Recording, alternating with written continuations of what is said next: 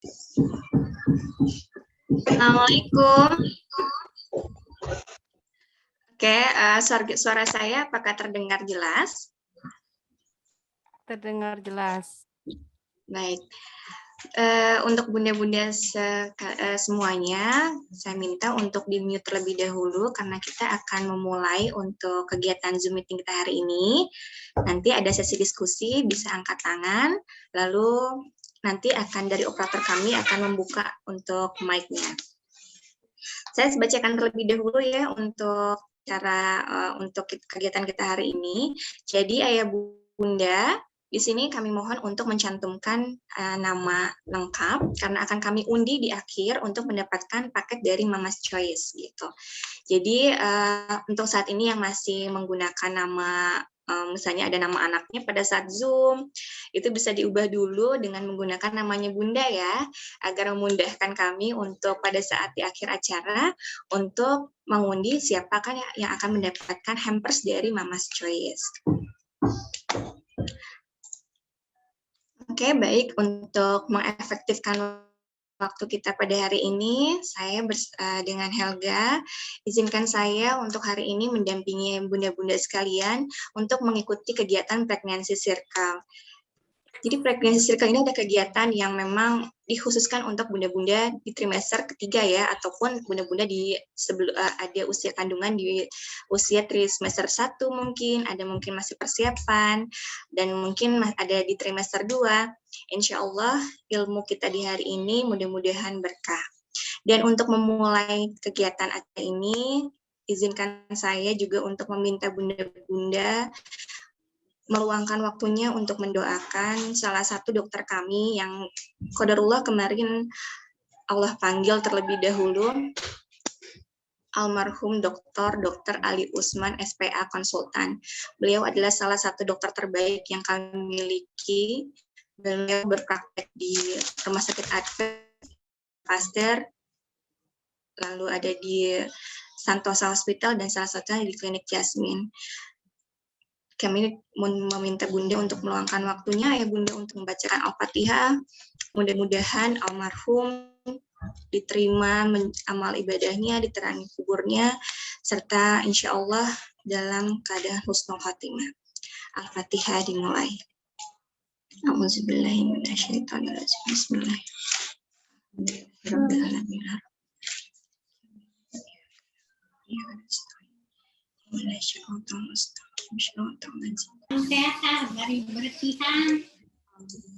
Amin, amin, Allahumma amin. Terima kasih ya Bunda sekalian.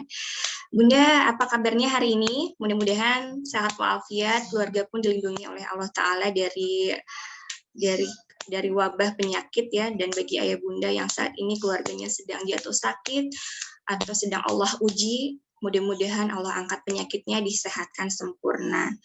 Dan amin Allahumma amin.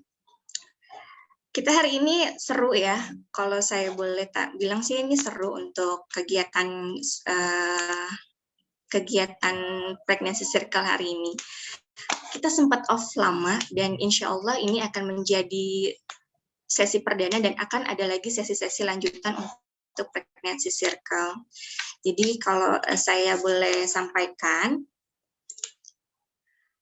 untuk pada hari ini kita akan membahas mengenai tanda persalinan. Kapan sih? Yang kedua, poin kedua, kapan kita harus datang ke fasilitas kesehatan. Dan yang ketiga, kiat bersalin aman dan nyaman. Yang keempat adalah menyusun birth plan. Wah, seru ya. Sebelumnya izin juga saya untuk mengundang Bidan Enden. Beliau akan membacakan Quran Surat Maryam dari ayat 22 hingga 24. Bagi ayah bunda yang ada mushaf di handphone atau Al-Quran di dekatnya, boleh dibuka Quran Surat Maryam ayat 22. Bidan Enden? Sudah ada? Iya, siap, sudah.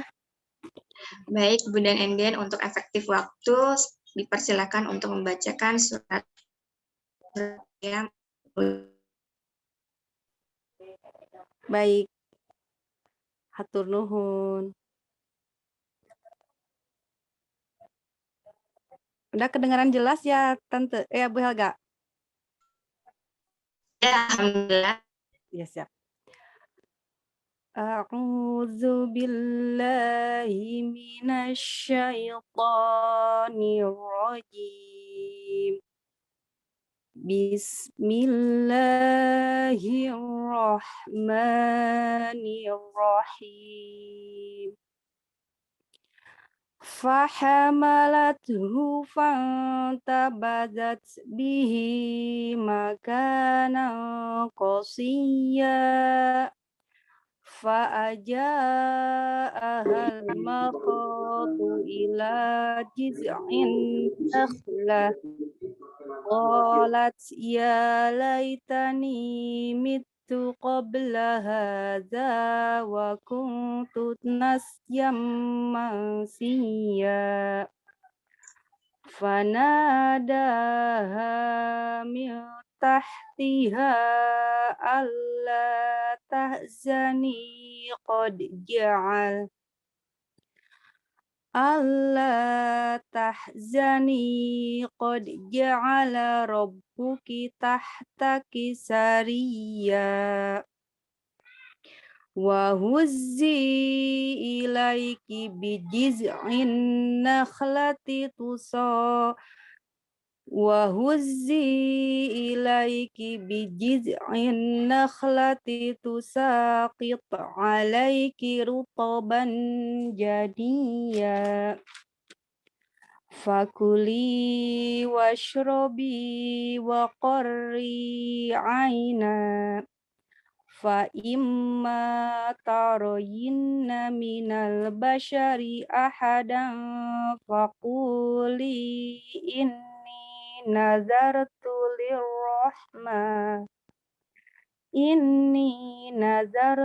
للرحمن صوما فلن أكلم اليوم إنسيا صدق الله العظيم.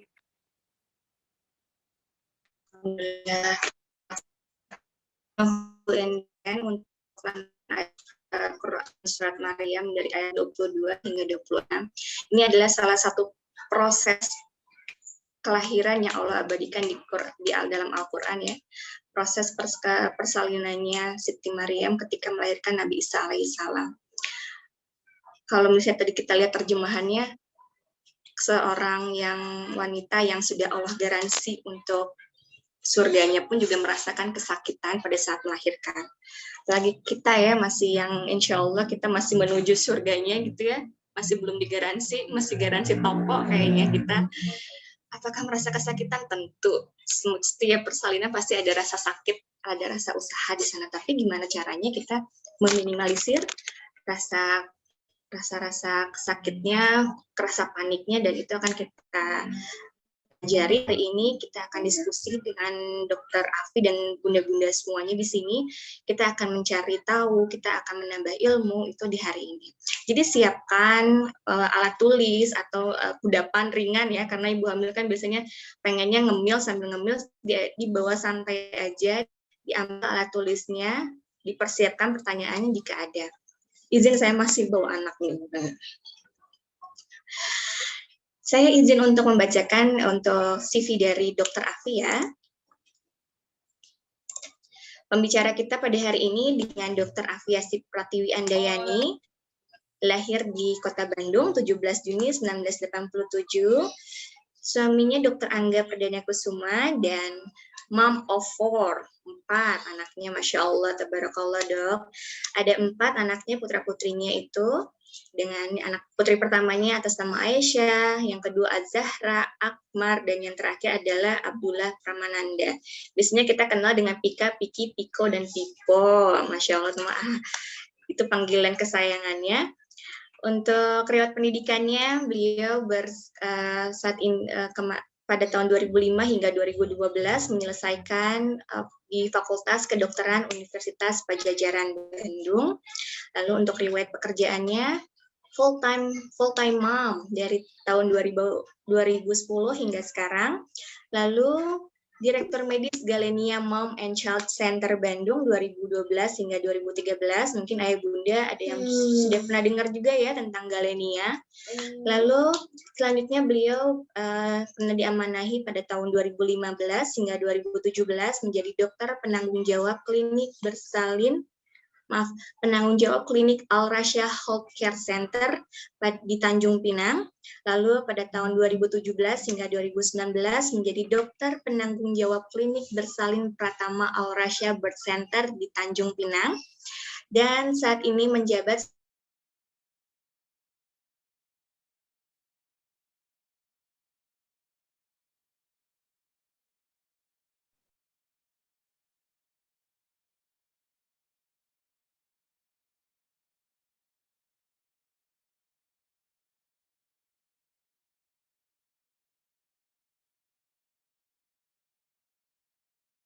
sebagai manajer pelayanan medis. Dan kita sapa terlebih dahulu. Halo, Assalamualaikum Dr. Afi.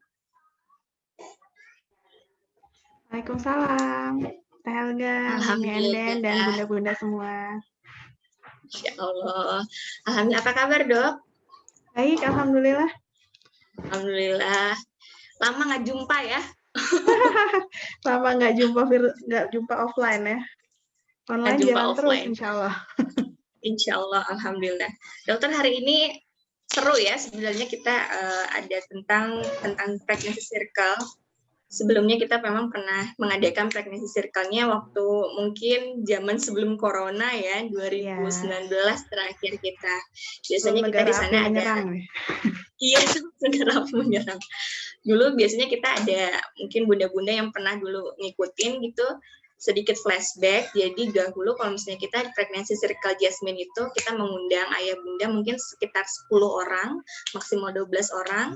Itu ayah bunda datang ke klinik Jasmine dalam satu tempat, kita dikumpulkan dan di situ ada edukasi serta diakhiri dengan diskusi.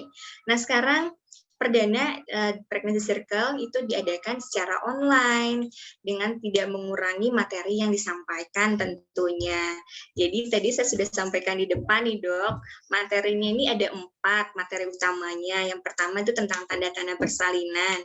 Kebayang ya kalau untuk yang bunda-bunda yang mungkin baru pertama kali gitu ya, masih bingung kira-kira ini tanda-tanda persalinannya udah deket, masih jauh, atau ini masih kontraksi-kontraksi palsu gitu ya. Terus yang kedua, kapan sih harus datang ke vaskes? Mengingat kondisi saat ini mungkin vaskesnya pun sudah penuh dengan kondisi saat ini ya, mungkin banyak dengan yang COVID ataupun penyakit lain. Jadi nanti akan ada materi kapan sih kita perlu untuk ke vaskes gitu ya, atau ada tanda-tanda bahaya apa sih kira-kira yang harus dimitigasi gitu ya, sampai akhirnya kita oke, ini perlu nih harus ke vaskes secepatnya. Yang ketiga, diet bersalin aman dan nyaman. Tentunya kondisi seperti ini memang kita harus tahu nih do or don'ts gitu ya, kapan sih kita harus karena walaupun suasananya kayak gini, itu nggak menutup kemungkinan kita pun bisa kok mewujudkan persalinan yang tentunya aman, nyaman. Dan yang keempat adalah menyusun birth plan sama-sama. Itu dok kira-kira 4 topik yang akan kita bahas ya dan diskusikan di akhir acara. Baik dokter, untuk selanjutnya, untuk materinya saya serahkan kepada Dokter Afi. Dipersilakan dokter. Bismillahirrahmanirrahim. Assalamualaikum warahmatullahi wabarakatuh. Selamat pagi ayah dan bunda sekalian. Udah lama juga nih saya tidak mengisi materi ya, karena kemarin sempat cuti panjang juga setelah melahirkan. Alhamdulillah hari ini berkesempatan untuk bisa sharing dengan ayah bunda sekalian untuk topik yang mungkin ngeri-ngeri sedep, ngeri-ngeri sedep. Serem sih, tapi kita harus sama-sama tahu, sama-sama punya ilmu tentang ini, insya Allah akan lebih siap untuk menghadapinya. Mungkin di sini sebagian besar bunda-bunda, ayah adalah bunda-bunda yang sudah dekat ya dengan hari perkiraan persalinannya. Jadi insya Allah semoga materi yang kita sama-sama diskusikan hari ini bisa menjadi bekal kita untuk mempersiapkan persalinan yang nyaman, aman, dan juga membahagiakan untuk ayah dan bunda sekalian. Saya izin share screen-nya ya.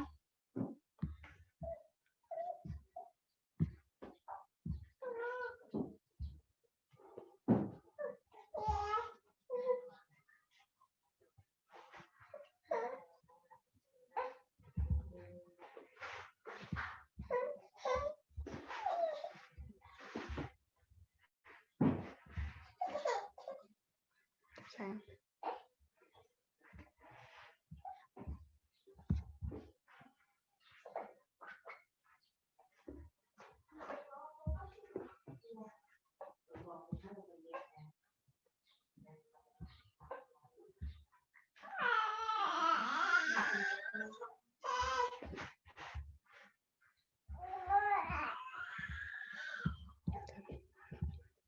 Bentar, ada masalah sedikit.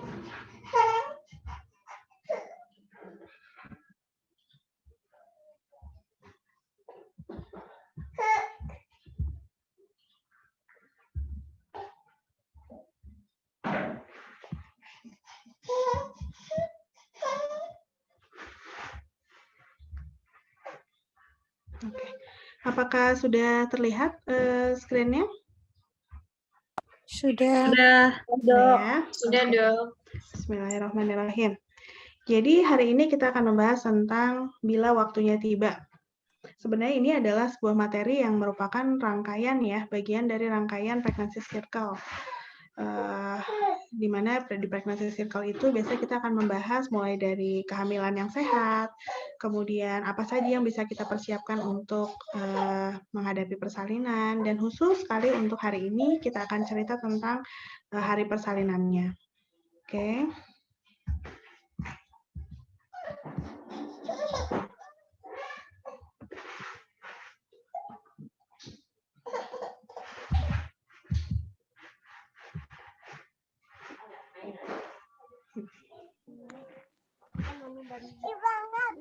Bukannya Laras apa? Bukan siapa? Laras. Oh, ini masih share screen-nya dari Jasmine ya? Oke, next aja. Insya Allah hari ini kita akan seperti yang sudah disampaikan oleh Teh Helga tadi ya, kita akan membahas tentang hal ini. Mana ibunya katanya? Mungkin Ayah Bunda juga sudah mendapatkan soft file ya dari materi yang akan kita diskusikan hari ini. Mangga, slide. Boleh dilanjut? Oke. Ya, menghadapi persalinan paling penting sekali adalah sebenarnya pertama menentukan dulu apa sih yang ingin kita capai. Persalinan seperti apa yang kita inginkan. Cerita seperti apa yang ingin kita tuliskan untuk menyambut kelahiran buah hati kita yang sudah kita tunggu lama ya. Itu. Beberapa ibu sebagian besar pasti menginginkan persalinan yang sealamiah mungkin, bersalin normal. Tapi mungkin pada beberapa kondisi kita tidak bisa melakukan persalinan normal dan harus melakukan persalinan dengan cara sesar. Sekali yang harus saya tekankan sih sebenarnya tidak ada yang salah ya dari kita memilih persalinan normal atau persalinan sesar karena semua itu betul-betul kembali pada bagaimana situasi dan kondisi yang dialami oleh masing-masing ibu. Tuh. Jadi tidak ada yang salah kalau ada yang milih normal, ada yang ternyata qadarullahnya harus sesar. Semua itu adalah jalan yang terbaik selama kita sudah melakukan hal-hal terbaik untuk mempersiapkannya dan sudah mengambil keputusan terbaik untuk kondisi sesuai dengan kondisi ibu dan bayi. Slide.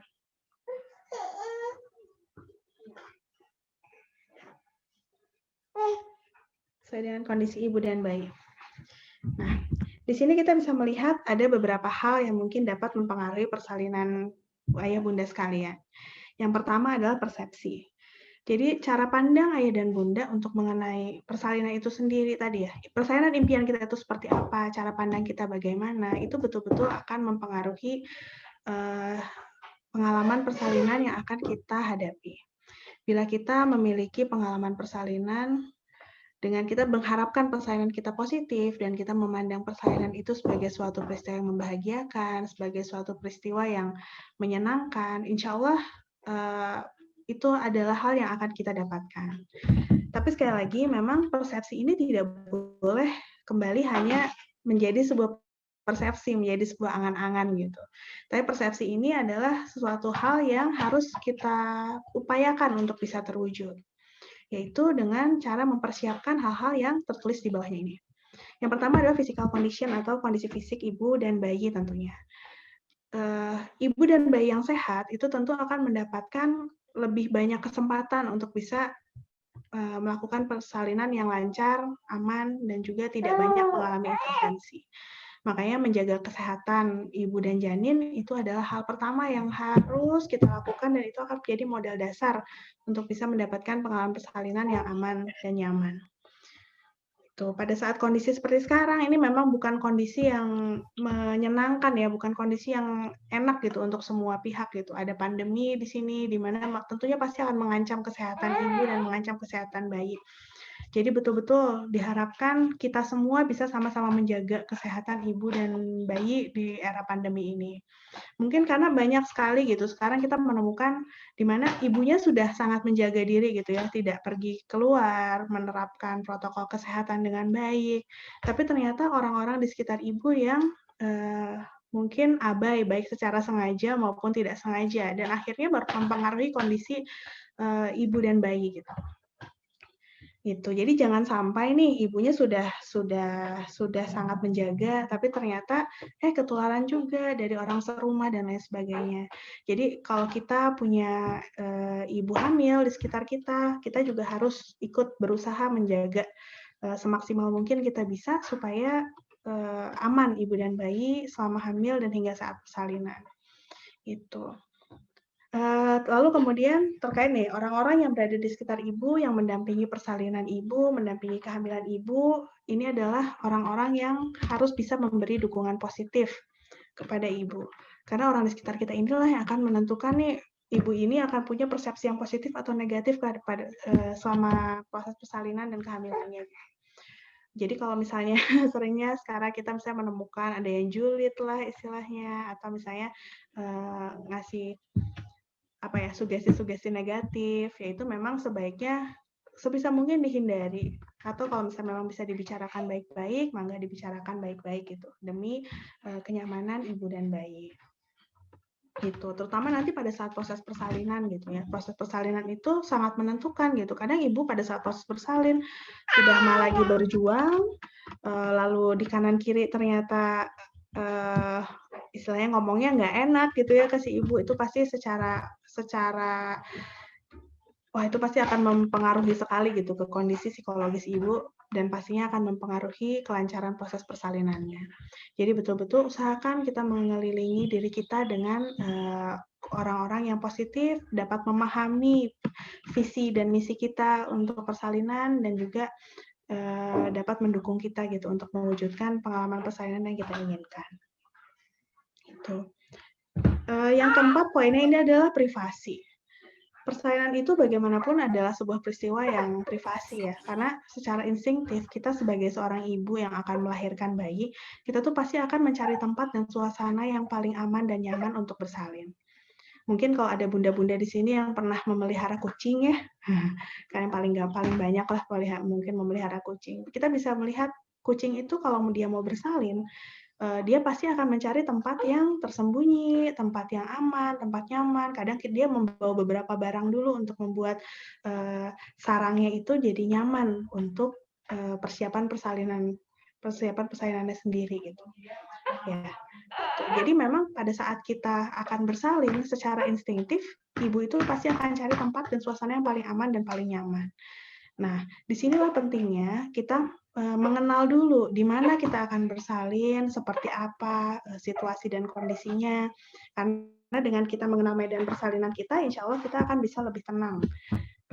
Jadi jangan sampai baru lihat ruang persalinan pas hari H mau bersalin gitu. Jadi kalau ada kesempatan nih untuk melakukan hospital tour istilahnya, atau minimal lihat-lihat deh videonya atau lihat-lihat foto-fotonya dari tempat persalinan yang kita pilih, itu insya Allah akan sangat membantu untuk bersiap. Di situ kita kan bisa ngerasain tuh chemistry-nya, oh kayaknya saya pengen deh lahiran di sini, oh ini tempatnya aman deh gitu ya. Jadi itu salah satu persiapan yang sebisa mungkin jangan dilewatkan oleh ayah dan bunda sekalian dalam menyiapkan persalinan. Punten sebentar ya. Adik, kenapa sayang? Kerah. Halo, aku Abdullah. ikut ini sih.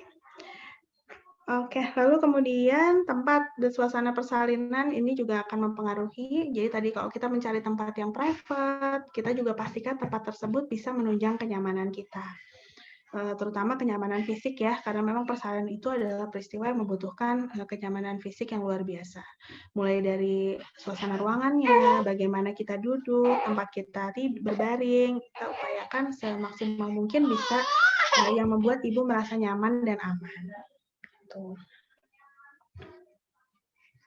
Tempat ini kalau misalnya kita sebelumnya sudah pernah melakukan hospital tour, di sini kita bisa kayak menyesuaikan juga dengan kondisi kita. Misalnya kita ngeliat, oh di rumah sakit ini atau di klinik ini ada fasilitas yang mungkin saya kurang merasa nyaman, kita bisa mungkin membawa sendiri dari rumah, misalnya bawa aromaterapi sendiri, atau misalnya membawa musik sendiri, atau misalnya hal-hal yang membuat ibu biasanya bisa merasa nyaman di rumah ya.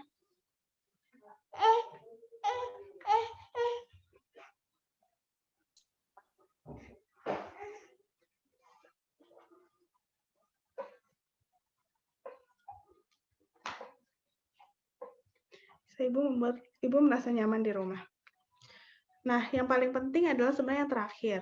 Jadi sekarang ini adalah era di mana ibu dan pak ayah itu adalah orang yang sebenarnya berperan paling aktif ya pada saat menentukan semua yang terjadi dalam proses persalinan.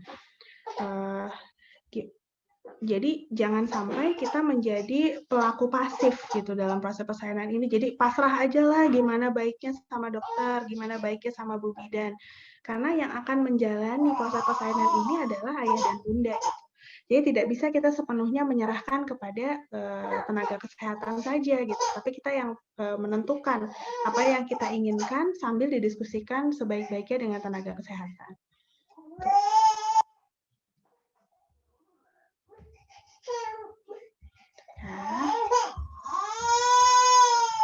Oke. Nah, Pak Soleh. Bentar ya, punten izin sebentar aja.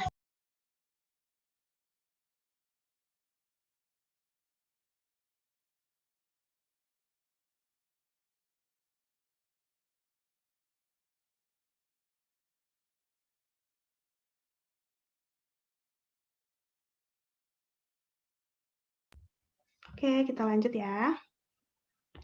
Nah, ini adalah hal-hal yang mempengaruhi bagaimana persalinan itu bisa berlangsung sebagai persalinan yang natural.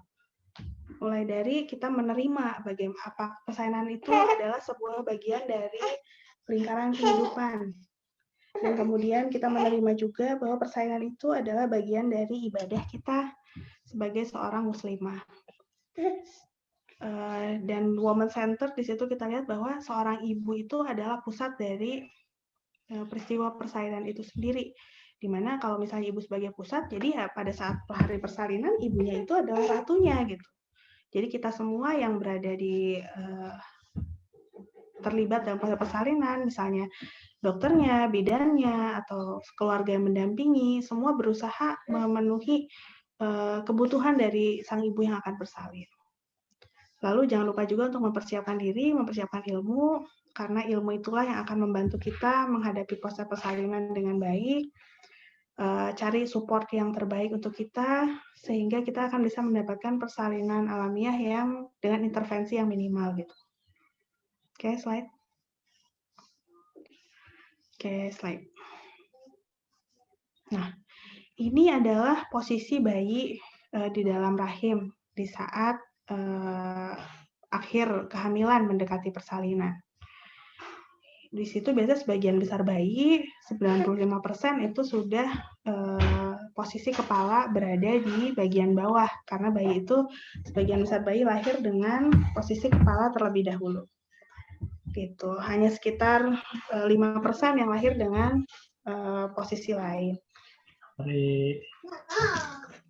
Itu jadi kita harus familiar dulu, kita harus mengenal tubuh kita seperti apa. Dengan kita mengenal tubuh kita akan bisa lebih membayangkan proses yang terjadi itu bagaimana, dan akhirnya bisa mengurangi ketakutan kita terhadap apa yang akan kita hadapi. Gitu. Bisa dilihat situ posisi bayi, lalu bagaimana hubungannya dengan mulut rahim, bagaimana hubungannya dengan vagina, jalan lahir. Dan di bayi itu kita bisa lihat ada janin, lalu di situ ada plasenta, dan juga ada tali pusat. Plasenta dan tali pusat ini adalah organ yang sangat penting dalam proses kehamilan karena berfungsi sebagai tempat pertukaran nutrisi dan oksigen kepada bayi. Tuh. Jadi ini adalah hal-hal yang perlu kita ketahui dan perlu kita perhatikan pada saat kita menjelang proses persalinan.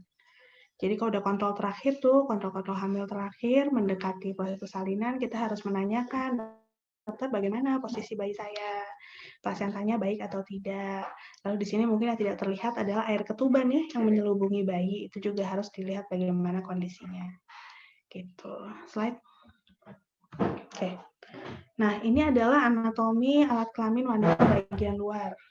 Kenapa sih harus tahu? Aduh, nggak nyaman nih biasanya ayah bunda biasanya kalau saya perlihatkan gambar ini agak merasa kurang nyaman gitu. Bahkan mungkin sebagian besar perempuan kalau ditanya, pernah lihat nggak punyanya sendiri? Sebagian besar mungkin jawabnya belum pernah lihat. Gitu. Jadi akhirnya bunda-bunda yang menghadapi persalinan tuh kadang seringnya tuh nggak kebayang. Nanti bayi itu keluarnya gimana ya? Dari mana ya? Gitu. Nanti kalau misalnya lahiran, misalnya saya dijahit, daerah sebelah mana ya yang dijahit? Gitu. Dan lain hal sebagainya, akhirnya karena nggak tahu, makanya jadi lebih takut.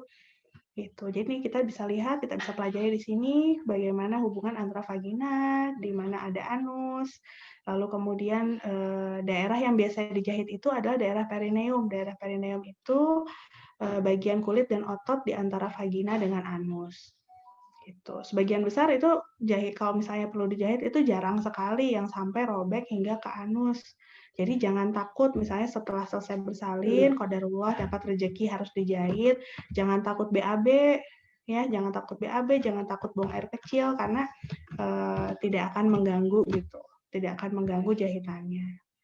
Itu dia, nanti mangga boleh dipelajari lagi, dilihat lagi. Kalau mau lihat yang punyanya masing-masing akan jauh lebih baik supaya kita mengenal tubuh kita sendiri. Oke, slide. Nah, ini pertanyaan yang paling sering ditanyakan ya. Duh, kapan ya saya lahiran nih? Kok kayaknya udah HPL, kok nggak lahir-lahir? Atau misalnya udah ditanyain nih sama tetangga kanan kiri, ibu mertua kapan lahirnya, tapi kok nggak lahir juga. Ini biasanya kegalauan-kegalauan yang sering didapatkan bunda-bunda pada saat menjelang proses persalinan. Iya, sorry.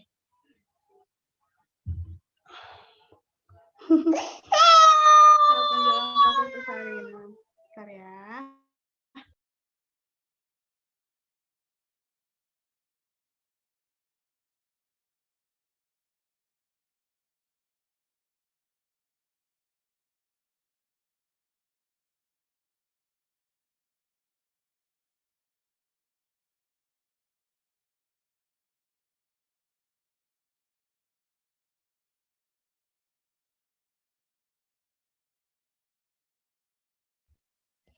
Oke, punten kita lanjut ya. Itu. Nah, kalau seperti itu kita harus kembali sebenarnya kepada pegangan kita, kepada Quran, di mana bahwa memang yang betul-betul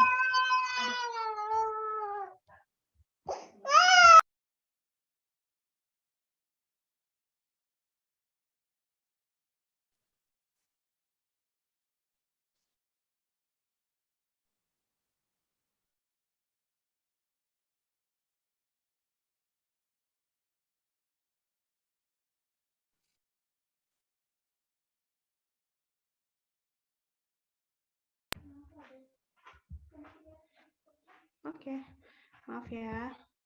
Biasa mak-mak rempong gini lah. Oke, jadi balik tadi. Kapan sih waktu persalinan itu terjadi? Kalau misalnya memang kita pelajari di dalam Al-Quran bahwa memang hanya Allah yang mengetahui kapan persalinan itu terjadi. Karena dalam Quran surat Al-Hajj ayat 5 ditetapkan bahwa kami tetapkan dalam rahim apa yang kami kehendaki sampai waktu yang sudah ditentukan. Jadi sungguh memang hanya Allah yang mengetahui kapan hari persalinan itu bisa terjadi. Makanya kalau bunda-bunda dikasih HPL ya, HPL itu kan singkatannya hari perkiraan lahir. Jadi memang perkiraan, nggak ada yang menjanjikan bahwa memang hari H itulah, tanggal sekian itulah bayi akan lahir. Kalau dari statistik hanya sekitar 5% bayi yang lahir tepat pada HPL. Sisanya sebagian besar bisa maju, sebagian besar bisa mundur juga. Gitu. Jadi jangan terlalu khawatir, selama kondisi ibu dan bayi baik, kita percaya aja bayi itu pasti akan lahir pada saat yang tepat. Ya, dengan cara tadi kondisi ibu dan bayi baik. Slide. Oke. Ya. Ini adalah rentang waktu persalinan. Nih, persalinan yang normal itu persalinan cukup bulan, itu di waktu antara 37 hingga 42 minggu. Di antara 37 sampai 42 minggu ini, bayi dinyatakan sudah cukup bulan, sudah cukup matang semua organnya, dan ini insya Allah normal. HPL, hari perkiraan lahir yang tadi kita bicarakan, itu ada di rentang 40 minggu. Jadi kalau misalnya dari HPL nih, belum lahir juga. Sebenarnya kita masih punya waktu 2 minggu ke depan dan itu masih dinyatakan sebagai persalinan yang normal. Gitu. Kalau di bawah 37 minggu itu disebut dengan persalinan prematur. Nah, biasanya kalau bayi-bayi yang lahir prematur itu kematangan organnya masih harus dibantu gitu. Dibantu karena memang belum matang, belum waktunya lahir. Sedangkan untuk persalinan yang lebih dari 42 minggu itu disebut dengan persalinan lebih bulan. Ini pun juga biasanya ada beberapa masalah yang nanti mungkin akan dihadapi oleh bayi dan ibu. Misalnya bayinya jadi terlalu besar sehingga tidak bisa bersalin spontan per vagina dan harus SC, atau misalnya kondisi plasenta dan ketuban yang sudah kurang baik, itu biasanya juga akan mempengaruhi untuk bayi-bayi yang lahir lebih bulan. Tuh. Jadi sekali lagi persalinan cukup bulan 37-42 minggu di rentang waktu ini insya Allah masih dalam keadaan normal ya. Gitu, jadi jangan terlalu khawatir, HPL belum lahir-lahir, langsung pada sibuk gimana nih induksi alami dan lain sebagainya. Oke, nanti kita bahas lebih lanjut. Slide. Oke. Nah, kapan kita harus pergi ke bidan atau ke rumah sakit atau ke fasilitas kesehatan untuk bersalin? Di sini kita betul-betul harus di luar kepala nih ya, belajar mengenai tanda-tanda persalinan. Yang pertama, ada sebagian ibu-ibu yang mengalami keluarnya bloody show. Jadi adanya keluar lendir bercampur darah dari jalan lahir. Bisa dilihat di gambarnya di sini. Di sini ada pada saat bunda-bunda sekalian hamil, itu mulut rahim itu ada sumbatnya. Kalau seperti botol, itu ada sumbat botolnya, yang itu terbentuk dari lendir yang dihasilkan dari mulut rahim. Nah, pada saat mendekati proses persalinan, mulut rahim akan mengalami beberapa perubahan struktur yang tadinya keras, tadinya kuat sekali untuk bisa menjaga bayi tetap berada di dalam rahim, itu mulut rahim akan mengalami perlunakan, jadi dia akan lebih lunak. Kalau misalnya dalam keadaan sebelum mulai tanda-tanda persalinan, mulut rahim itu kekuatannya seperti kita megang hidung kita. Boleh bunda-bunda pegang hidungnya masing-masing? Keras ya. Nah, seperti itulah kekuatan mulut rahim. Tapi kalau pada saat sudah mendekati proses persalinan dengan pengaruh hormon, dengan pengaruh berbagai persiapan di mulut rahim itu dia akan melunak seperti lunaknya bibir. Nah, saat mulut rahim sudah melunak seperti bibir ini, biasanya disitulah mulut rahim istilahnya dinyatakan matang atau siap untuk menghadapi proses persalinan. Gitu. Karena kalau misalnya hidung nih, mau didorong gimana-gimana juga dia nggak akan bisa buka. Tapi kalau dia sudah lunak, didorong dikit juga dia akan mudah untuk terbuka. Nah, pada saat itulah dinyatakan ibu siap untuk bersalin. Nah, tapi mulut rahim sendiri sudah melunak, dia tidak bisa membuka dengan sendirinya. Dia memerlukan dorongan supaya bisa membuka jalan. Nah, di sini biasanya bunda-bunda juga akan bisa merasakan mulainya ada kontraksi yang teratur.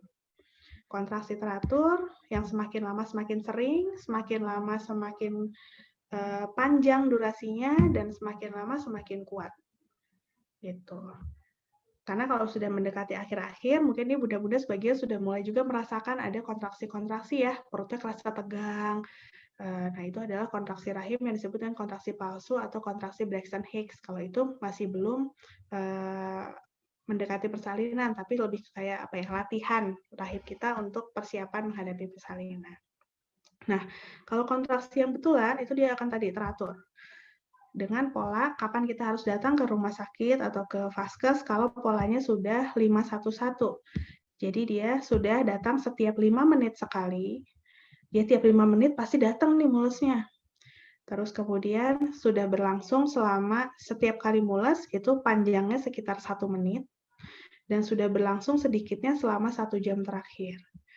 Jadi kalau misalnya masih belum teratur, masih jauh-jauh jaraknya, ya santai aja, nggak usah buru-buru langsung ke fasilitas persalinan. Tapi kita tunggu saja sampai kontraksinya jadi lebih teratur. Gitu. Maka sekarang kalau misalnya udah banyak ya di HP tuh udah bisa download apps untuk menghitung kontraksi, itu insya Allah akan sangat membantu kita. Gitu. Oke. Nah, kontraksi rahim ini kita bisa lihat di gambar, dia akan mendorong bayi perlahan-lahan turun, membuka jalan lahir dan turun ke jalan lahir. Sehingga nanti akhirnya bayi akan keluar, akan dilahirkan. Tanda yang ketiga itu adalah adanya pecah ketuban. Pecah ketuban itu seperti keluar air-air dari jalan lahir, bisa sedikit ataupun banyak. Kalau ada yang nanya ketuban itu seperti apa sih? Kalau ketuban yang baik, dia warnanya kayak air kelapa. Jadi kalau ayah bunda tuh mecah kelapa, gitu keluar airnya, nah ketuban yang baik itu warnanya kurang lebih seperti itu. Jadi dia jernih sampai dia agak putih, terus kemudian ada seperti serat-serat yang terlarut gitu di dalamnya. Nah itu ketuban yang baik. Kalau misalnya bunda mengalami pecah ketuban, ini segera datang ke fasilitas kesehatan kapanpun. Gitu. Karena kalau sudah ada pecah ketuban, kita harus melakukan pemeriksaan dan melakukan pemantauan terhadap kondisi bayinya. Nah, pada saat pecah ketuban juga diupayakan untuk mengingat waktunya. Jadi jam berapa tadi pecahnya, seberapa banyak ketuban yang keluar, lalu warnanya bagaimana. Apakah misalnya jernih, atau misalnya kehijauan, atau bercampur darah. Nah, itu kita harus kita perhatikan karena nanti pasti akan ditanyakan oleh dokter atau bidan yang menangani kita. Gitu. Nah, tanda-tanda persalinan ini saya ulang sekali lagi ya. 1, ada keluarnya lendir bercampur darah. 2, adanya kontraksi yang teratur yang semakin lama semakin sering, semakin lama semakin kuat, semakin lama semakin panjang durasinya. Dan yang terakhir adalah adanya ketuban pecah. Nah, tapi 3 tanda persalinan ini tuh tidak mesti berurutan. Jadi nggak selalu keluar lendir darah dulu, baru kontraksi, baru pecah ketuban. Itu tidak selalu seperti itu. Jadi ini urutannya bisa yang mana aja duluan. Ada yang mengalami kontraksi dulu, baru lendir darah, baru pecah ketuban, ada. Ada yang pecah ketuban dulu, baru kontraksi, baru lendir darah, ada. Dan berbagai variasi lainnya. Jadi ini tidak mesti selalu berurutan. Bisa yang mana saja. Kapan kita harus datang ke tempat bersalin? Pertama, kalau ada pecah ketuban, wajib segera datang. Kalau misalnya ada kontraksi, kita hitung dulu sampai kontraksinya teratur. Kalau polanya sudah 511, ini mangga silakan datang ke tempat bersalin supaya nanti bisa diperiksa apakah betul ini sudah kontraksi dan sudah berapa pembukaan jalan lahirnya. Kalau misalnya ada lendir darah, juga tidak perlu buru-buru datang, kita tunggu saja sampai ada kontraksi atau sampai ada pecah ketuban. Gitu. Ya, jadi ini hal yang betul-betul harus dikuasai betul oleh ayah dan bunda. Supaya kalau misalnya nanti mengalami, tidak panik, dan tetap bisa tenang ya. Prinsipnya cool, calm, confident. Santai aja, kalem aja, dan harus percaya diri. Dan untuk mencapai itu semua, ya tadi harus betul-betul memahami dan familiar dengan tanda-tanda persalinan ini. Oke, slide. Oke. Selanjutnya, setelah kita ada tanda-tanda persalinan, kita datang ke tempat bersalin, pertanyaan selanjutnya adalah, aduh, berapa lama ya ini mules kayak gini? Sampai saya lahir nih berapa lama nih bakal mules-mules kayak gini, atau berapa lama sih waktu yang kita bisa tetap santai sebelum kita memutuskan untuk melakukan intervensi gitu. Ini persalinan kelamaan atau enggak ya gitu. Apakah ini harus naik operasi atau enggak ya? Itu adalah hal-hal yang juga harus diketahui. Jadi perlu diketahui oleh ayah dan bunda sekalian bahwa persalinan itu terdiri dari beberapa tahap. Yang pertama ada kala 1 istilahnya ya. Ini adalah fase di mana mulut rahim mulai membuka.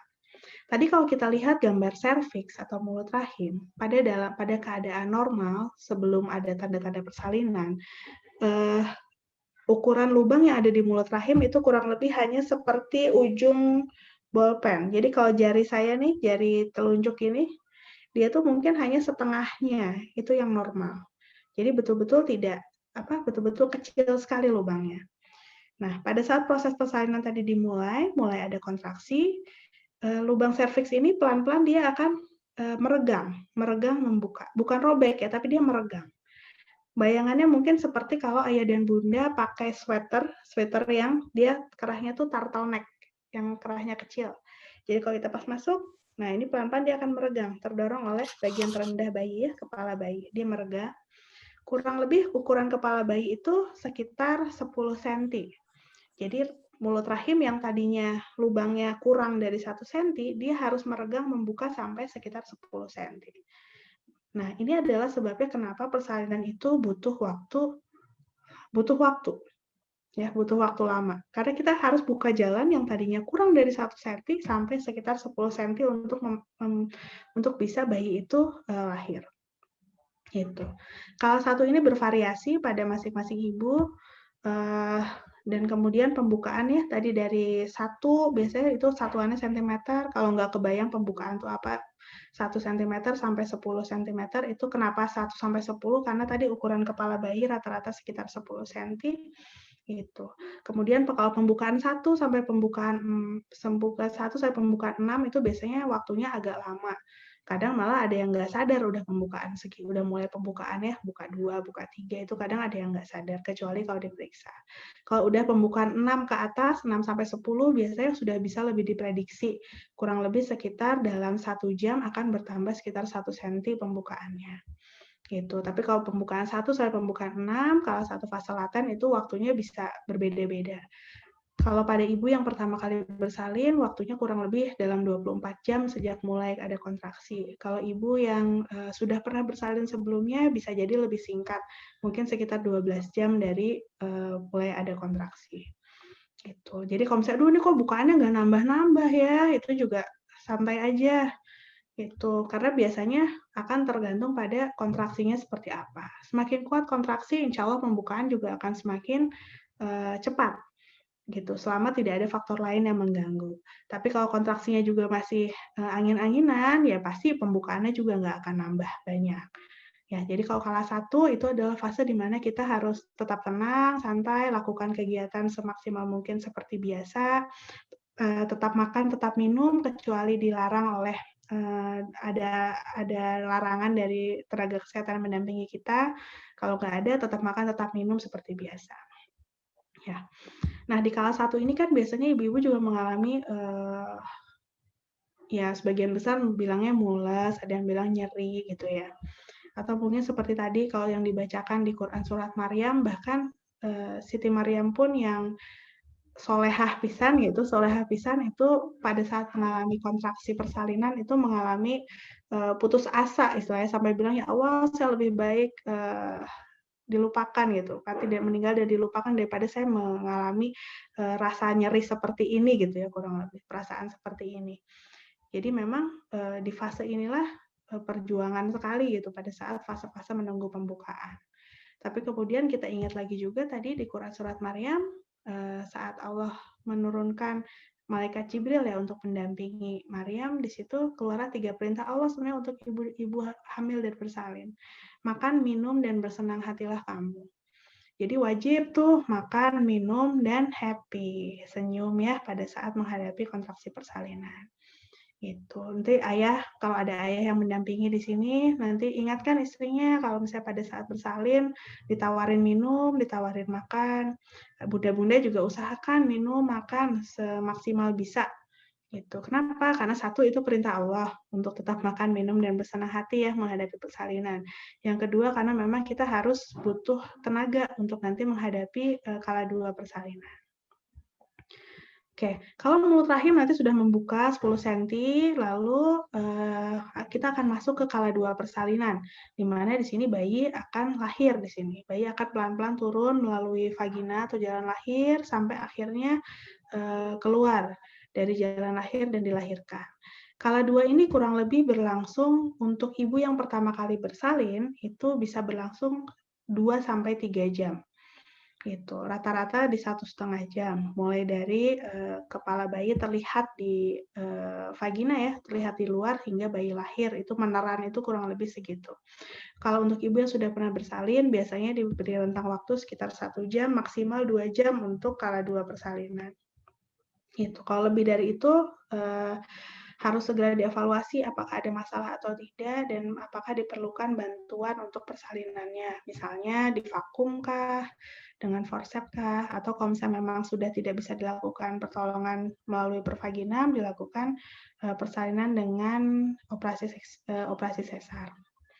Setelah bayi lahir, lalu akan masuk ke kala 3, yaitu fase pengeluaran plasenta. Jadi plasenta ini yang tadi sudah menemani bayi kita selama di dalam kandungan, juga akan dilahirkan setelah bayi lahir. Gitu. Kala 3 persalinan diharapkan berlangsung dalam 30 menit sedari bayi lahir. Oke, slide. Oke. Ya, ini labor progress, jadi kemajuan persalinan yang tadi sudah kita bicarakan.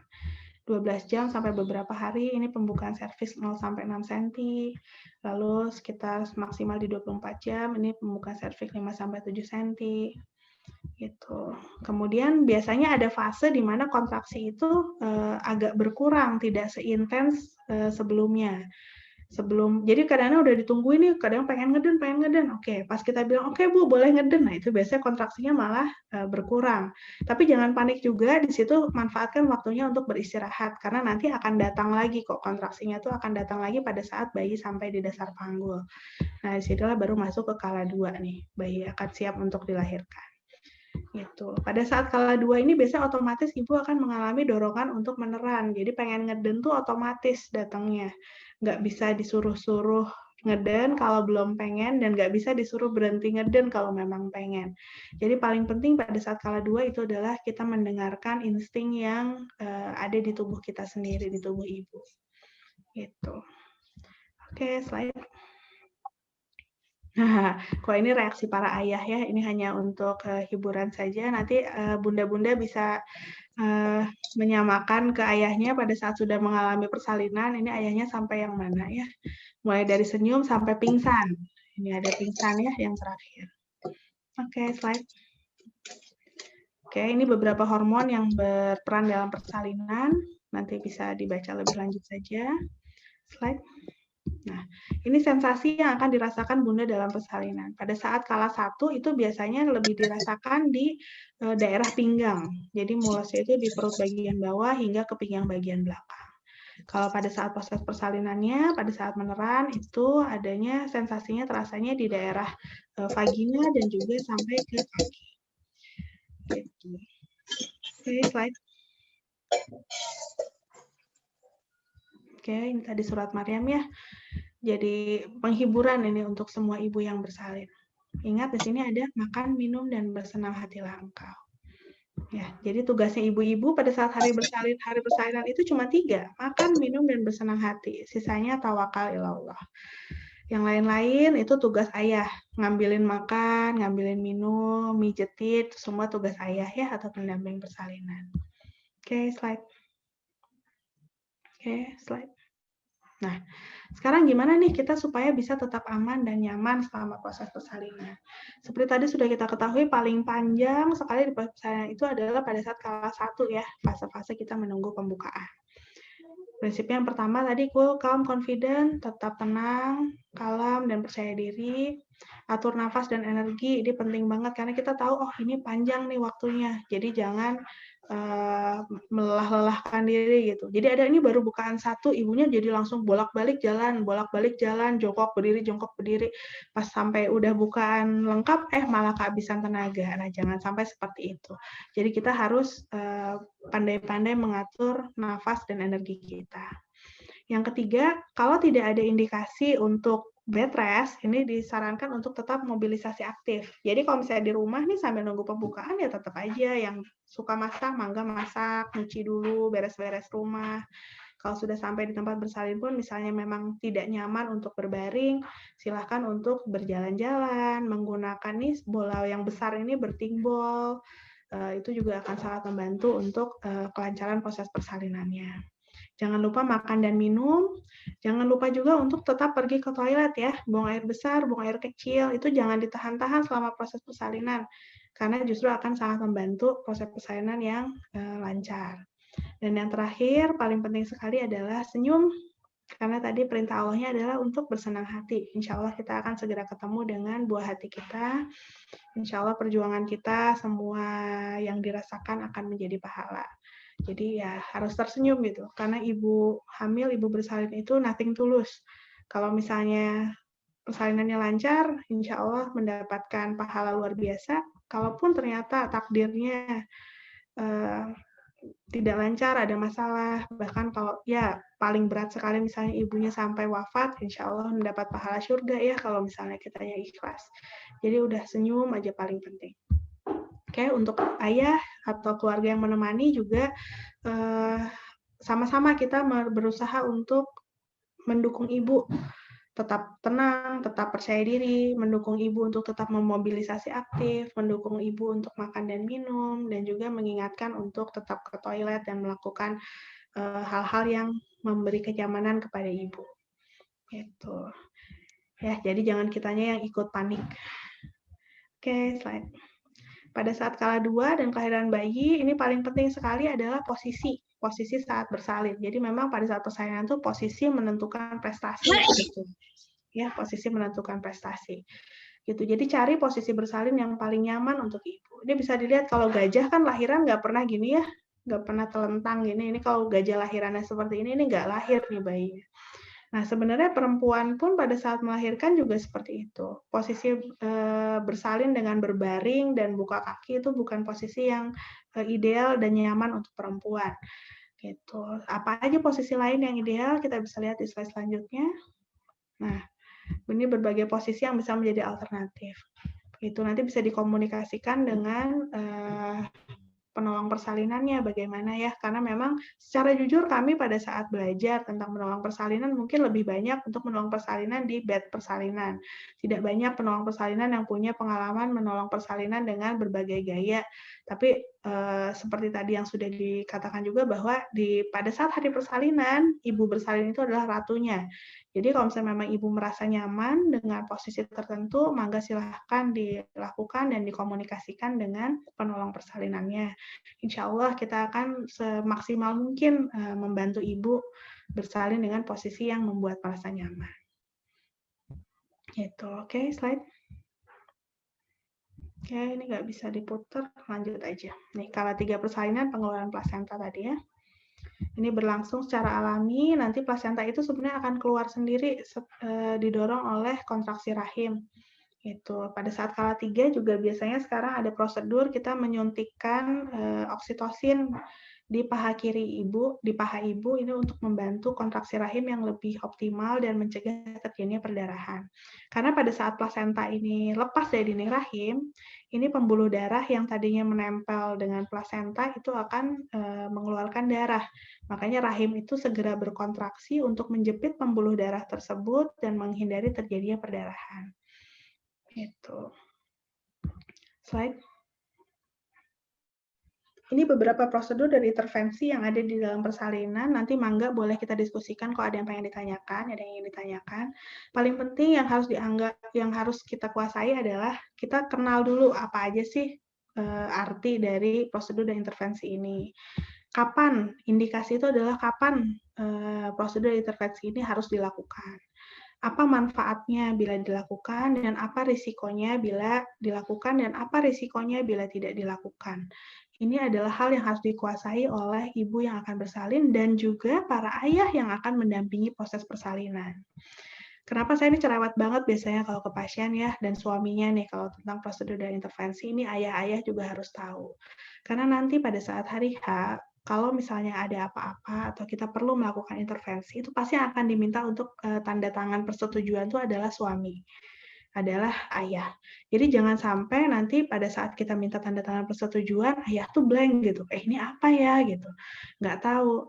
Karena pada saat itu mungkin malah nanya ke istrinya gitu, mah gimana mah mau diinduksi? Padahal mungkin ibunya sudah dalam kondisi udah nggak bisa ditanya. Jadi sebisa mungkin para ayah ini harus menguasai prosedur dan intervensi dalam persalinan, baik prosedur untuk ibu maupun prosedur untuk bayi. Oke, slide. Oke.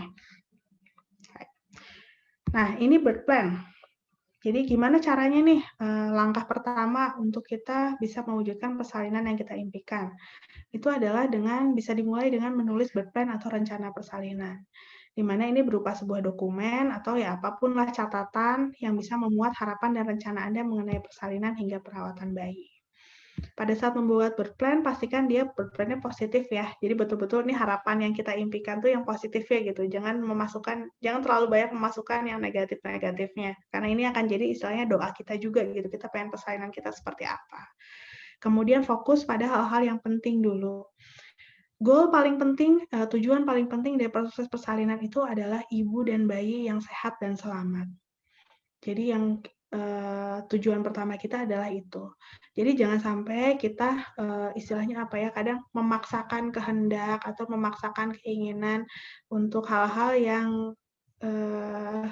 justru malah membahayakan mungkin untuk ibu dan bayi. Misalnya, kita berencana, kita ingin sekali untuk bisa bersalin normal.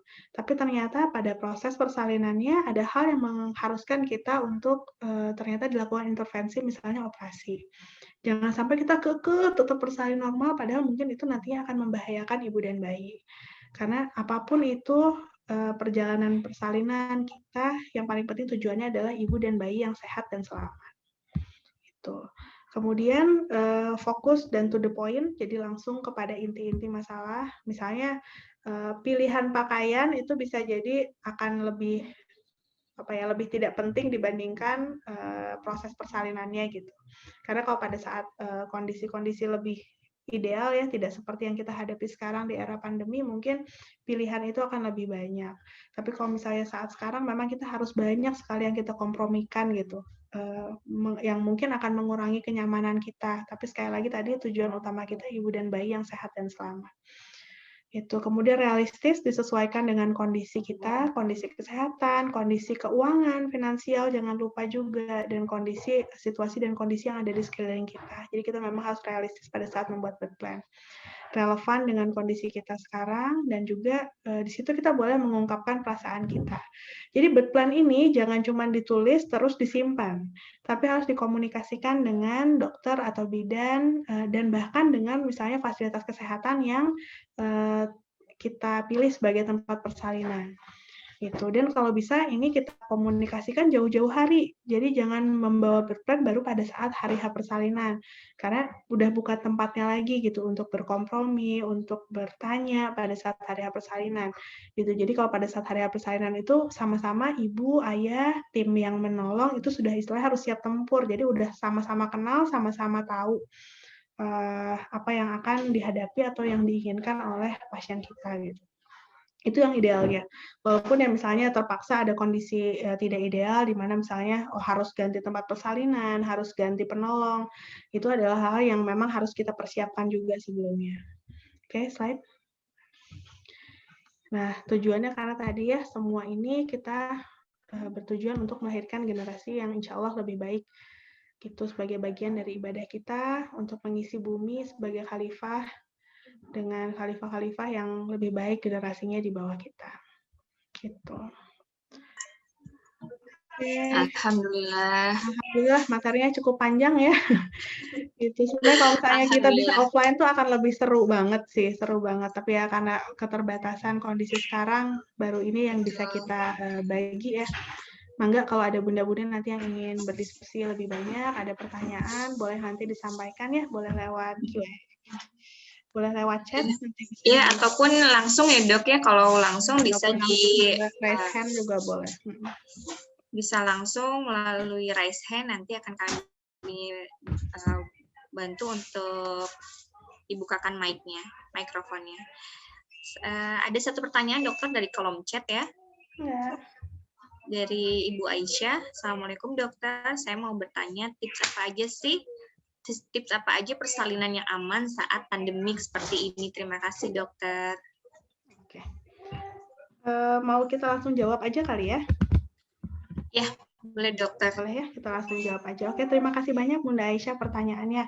Oke, tips yang aman untuk bersalin selama pandemi ini. Yang pertama tadi, kita balik ke rules pertama, kondisi fisik ibu dan bayi. Jadi pastikan ibu dan bayi dalam kondisi kesehatan yang optimal menjelang persalinan. Gimana caranya? Kontrol teratur, kontrol rutin, sesuai jadwal, walaupun memang dalam kondisi pandemi seperti ini, jadwal kontrol itu dikurangi ya. Untuk pasien-pasien dengan kehamilan yang dia risiko rendah, tidak ada masalah, itu biasanya sekitar 6 kali kontrol sepanjang hamil itu dianggap sudah memadai oleh asosiasi dokter kita di Indonesia. Gitu. Tapi kalau misalnya ibu-ibu dengan risiko tinggi, usahakan kontrol tetap teratur sesuai jadwal. Misalnya menjelang persalinan, itu biasanya kita udah kontrol seminggu sekali.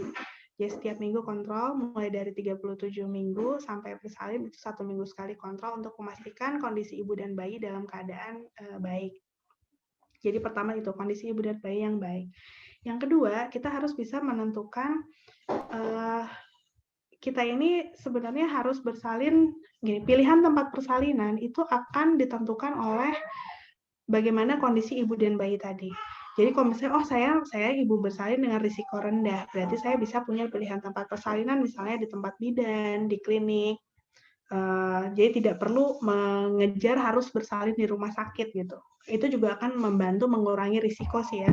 Karena kalau di rumah sakit pasti kan paparan dengan COVID misalnya itu lebih besar ya dengan kondisi sekarang. Terus kemudian kondisi overload rumah sakit sekarang juga itu bisa jadi membuat ketidaknyamanan atau bahkan membahayakan bagi ibu dan bayi. Jadi pilih tempat bersalin yang sesuai dengan kondisi kita. Yang ketiga, pada saat kita bersaing di era pandemi ini, tadi menurut saya berplan itu adalah hal yang sangat penting dan harus kita miliki untuk bisa bersalin di era biasa, bahkan terutama sekali di era pandemi ini. Karena kadang di era pandemi ini kita perlu punya pilihan pertama, pilihan kedua, pilihan ketiga untuk tempat bersalin gitu. Jadi tidak bisa kita hanya terpatok pada satu tempat. Karena bisa jadi tempat yang kita inginkan untuk bersalin ada kendala pada saat kita hari H bersalin gitu ya. Kita sudah harus menyiapkan plan-nya, plan kedua, plan B-nya tuh seperti apa gitu. Baik misalnya karena masalah di tempat vaskesnya atau masalah yang kita hadapi. Misalnya, kita tadi rencana bersalin di bidan, tapi kemudian di tengah jalan kita mengalami penyulit ya atau komplikasi yang mewajibkan kita dirujuk gitu ke rumah sakit. Sebisa mungkin kita sudah menentukan di rumah sakit rujukan kita kemana, gitu. Rumah sakit rujukan kita kemana. Kalau memungkinkan untuk istilahnya survei, tapi kalau kondisi sekarang sebenarnya tidak bisa, setidaknya kita bertanya ke orang-orang yang pernah bersalin di rumah sakit mana, bagaimana pengalaman di sana dan lain sebagainya supaya kita bisa lebih siap. Gitu. Ya, jadi kita harus mempersiapkan tadi berplan yang paling penting juga di mana kita akan bersalin, bagaimana rencana persalinannya itu juga harus kita siapkan. Yang keempat, bangun komunikasi yang baik dengan fasilitas kesehatan atau tenaga kesehatan yang mendampingi kita. Karena tadi kalau misalnya dalam pandemi ini sebenarnya kita sangat menganjurkan ke ibu itu untuk tidak banyak interaksi fisik ya, maksudnya interaksi fisik langsung ke fasilitas kesehatan karena untuk menghindari paparan.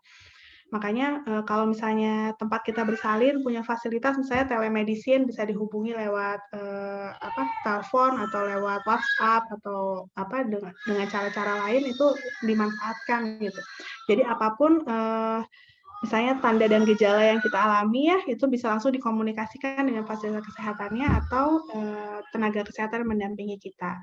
Dengan demikian kita datang ke tempat bersalin itu sudah betul-betul sudah siap memang akan bersalin gitu. Jadi nggak harus bolak-balik gitu. Dan itu akan membantu juga untuk mengurangi paparan. Gitu. Menurut saya sih itu sih poin-poin yang paling penting sekali ya untuk memastikan kita bersalin aman sih di masa pandemi ini. Kalau dari fasilitas kesehatan sih sebagian besar pasti sudah menerapkan berbagai protokol, berbagai cara untuk bisa melindungi pasiennya ya. Jadi insya Allah dari fasilitas kesehatan sih akan berusaha menjamin keamanan dari pasien-pasiennya sih Bunda. Gitu. Mudah-mudahan cukup menjawab ya. Ya, insya Allah tadi sepertinya sudah cukup jelas ya dok ya dari jawabannya. Yang mungkin yang pertama perlu dilakukan oleh Bunda dia pastikan kondisi kehamilan ibu dan bayi itu seperti apa kondisinya. Levelnya ada level mana nih? Apakah level baik-baik aja? Apakah perlu perawatan atau misalnya perlu mendukung intervensi? Nah, jadi memang yang lebih mengetahui kondisi ibu itu selain dokter adalah ibu sendiri ya, kita sendiri. Betul. Dan dokter, sebelum kita di kolom chat, mungkin ini ada yang sudah raise hand. Ini ada Ibu Santi. Assalamualaikum Ibu Santi, boleh di-unmute. Waalaikumsalam warahmatullahi wabarakatuh. Izin bertanya ya, Dok. Iya, mangga Bunda. Ini Dok pertanyaannya, pada beberapa tempat persalinan itu kan ditawarkan untuk adanya penundaan pemutusan tali pusar bayi ke plasenta itu ya, Dok ya. Ya. Dan dikatakan bisa membuat bayi lebih bertahan tanpa ASI beberapa jam gitu, karena masih ada nutrisinya dari plasentanya itu. Nah, itu tuh sebenarnya secara penelitian udah terbukti secara penelitian belum sih, Dok? Atau pandangan dokter sendiri itu seperti apa gitu terhadap tindakan penundaan pemutusan tali pusar sampai ke plasenta bayi itu? Itu Dok yang pertama, sama ada dua, Dok, boleh? Mangga. Mungkin yang lain juga punya pertanyaan yang sama kan? Semoga mewakili yang lain juga, Dok ya. Ada contoh format birth plan nggak sih, Dok? Itu tuh isinya tuh apa aja sih poin-poinnya? Takutnya tuh terlalu detail, merepotkan pihak vaskesnya atau gimana gitu format birth plan yang baik itu. Udah, Dok, kita aja. Terima kasih sebelumnya, Dok. Oke, siap. Oke, kita langsung jawab dulu juga ya. Tentang penundaan pemotongan tali pusat, ini sebenarnya sekarang sudah masuk ke rekomendasi dari WHO. Ya, kenapa tali pusat ini ditunda untuk dipotong? Karena pada saat bayi lahir, sebenarnya sepertiga darah bayi itu masih ada di plasenta. Jadi kalau kita memotong tali pusat terlalu cepat, itu darah bayi itu belum balik ke bayinya. Nah, ini akan meningkatkan risiko terjadinya anemia pada bayi yang terutama pada saat usia 6 bulan setelah lahir. Jadi memang sekarang sudah direkomendasikan oleh WHO untuk dilakukan penundaan pemotongan tali pusat. Nah, tapi yang masih menjadi perdebatan itu adalah berapa lama kita menunda pemotongan tali pusat. Kalau yang sudah ada penelitiannya dan sudah direkomendasikan dan masuk kepada istilahnya prosedur resmi ya gitu yang harus dilakukan oleh tenaga kesehatan itu adalah minimal 1 sampai 3 menit. Jadi 1 sampai 3 menit setelah bayi lahir itu kita tunda, tidak langsung kita potong. Setelah lewat minimal 1 menit sampai 3 menit baru di situ kita potong tali pusat. Berdasarkan penelitiannya sih dalam waktu 1 sampai 3 menit ini sudah cukup gitu, darah yang dari plasenta itu sudah cukup untuk kembali ke tubuh bayi gitu dan mengurangi risiko anemia ke depannya gitu. Kalau misalnya sampai sekarang, kalau misalnya pernah bunda-bunda dengar mungkin ada yang namanya lotus birth ya, jadi yang memang plasenta dan bayi itu dibiarkan tetap terhubung sampai dia puput sendiri. Sampai sejauh ini sih memang belum ada penelitian resminya. Jadi masih berupa pilihan aja sih, pilihan personal dari masing-masing ibu dan ayah ya untuk bagaimana pilihan ke bayinya. Balik lagi kalau ke pilihan personal ya, ini adalah hal yang memang kami sebagai tenaga kesehatan tidak bisa memaksa untuk tidak membolehkan gitu ya, nggak bisa, karena ini pilihan personal gitu. Tapi yang paling penting adalah dikomunikasikan dan kita juga harus mengetahui risiko-risiko apa saja yang kira-kira akan bisa terjadi bila kita melakukan pilihan itu. Misalnya perawatannya bagaimana, itu juga harus tahu, mencegah infeksi seperti apa, bagaimana. Karena yang namanya plasenta pada saat sudah lepas dari dinding rahim, ini kan otomatis dia sebenarnya sudah tidak berfungsi ya. Dan organ yang tidak berfungsi ini dia pasti akan mengalami proses pembusukan yang kemudian kalau misalnya tidak ditangani dengan baik, ya khawatirnya mengganggu juga ke kesehatan bayi. Ya, jadi ini adalah hal yang memang harus dikuasai dulu sebelum kita memutuskan akan melakukan penundaan berapa lama. Tapi yang tadi yang sudah dimasuk kepada standar WHO itu adalah kita lakukan penundaan selama 1-3 menit pada kondisi ibu dan bayi yang stabil. Ya, jadi kalau nggak ada masalah 1-3 menit, tapi misalnya bayi butuh resusitasi, bayinya lahir nggak menangis, harus dilakukan intervensi, atau ada masalah pada ibu, yaitu dilakukan sesuai situasi dan kondisi pada saat proses persalinannya. Itu mudah-mudahan menjawab ya Bunda ya, kalau misalnya untuk pemotongan tali pusat. Mudah-mudahan menjawab ya Bunda Santi untuk pemotongan tali pusatnya. Jadi sebenarnya kembali lagi ke ini ya dok, ke kondisi bayi ya, apakah memungkinkan untuk delay clamping atau mungkin harus secepatnya karena resusitasi. Dokter, saya rangkum dari chat terlebih dahulu dok, izin untuk tentang SC dokter. Satu lagi yang birth-plan tadi ya belum ya Teh? Oh iya, tentang birth-plan dok. Ya, yang birth-plan insya Allah nanti dari panitia mungkin nanti bisa memberikan contoh format birth-plan itu seperti apa ya. Yang paling penting nanti dia memuat ada beberapa nanti bisa dibagikan kepada peserta semua, bisa menjadi contoh bagaimana menyusun birth-plan-nya nantinya Bunda ya. Nanti boleh dibaca dulu di situ. Boleh nanti untuk mungkin memudahkan juga nanti bisa dibantu oleh maternity care officer kami, itu ada Bidan Anggit. Jadi bunda-bunda bisa mendapatkan birth plan-nya itu dari Bidan Anggit. Jadi sebenarnya kalau saya boleh bilang sih birth plan itu adalah doa yang tersusun rapi gitu ya. Jadi memang tadi kata dokter Ati pun juga kalau isi birth plan ya baiknya memang yang positif karena memang seperti harapan dan doa yang tersusun rapi itu ada di birth plan. Baik dokter, untuk ke chat ya dok, sebentar saya coba untuk rangkum. Ini dari Bunda Siti. Assalamualaikum dokter. Persalinan pertama saya adalah SC 4 tahun yang lalu. Sekarang usia kehamilan 25 minggu dan sedang galau memilih tempat bersalin. Untuk birth plan dikarenakan ada riwayat SC. Menurut dokter sendiri apakah saya bisa memilih tempat bidan atau langsung memutuskan rumah sakit sebagai tujuan persalinan? Ini juga mungkin sekalian menjawab tentang SC juga dokter, jadi mungkin tentang jarak aman ya dok ya untuk VBAC kalau kita sebutnya, vaginal birth after cesio. Dan untuk tadi tentang masih tentang SC juga dokter topiknya dari Ibu Lestari, izin dokter, dokter menyarankan untuk persalinan SC karena indikasi plasenta previa, letak rendah, dan posisi janin melintang. Persiapan pemasangan IUD setelah operasi itu biasanya setelah operasi atau 3 bulan setelah nifas ya dok. Jadi yang satu tadi tentang VBAC-nya dok, dan yang kedua tentang pemasangan IUD, baiknya berapa lama ya setelah SC. Mangga dokter. Oke, kita jawab satu-satu ya. Nah, VBAC. Saya juga pernah VBAC. Anak saya 4, itu yang pertama spontan pervaginam, yang kedua saya SC karena saya mengalami tekanan darah tinggi. SC dan anaknya lahir prematur 34 minggu. Anak ketiga alhamdulillah sukses untuk VBAC ya, bisa bersalin normal lagi. Cukup bulan. Anak keempat qadarullah perlu SC lagi. Jadi alhamdulillah sudah mengalami berbagai situasi dan kondisinya. Oke, VBAC tadi yang paling penting harus kita ingat pada saat kita sudah pernah SC, pada saat kehamilan selanjutnya itu sebenarnya otomatis kita sudah masuk ke kelompok risiko tinggi. Kenapa? Karena rahim kita bagaimanapun rapihnya penjahitan, bagaimanapun penyembuhannya tetap saja sudah ada bekas luka gitu ya di sana, bekas luka.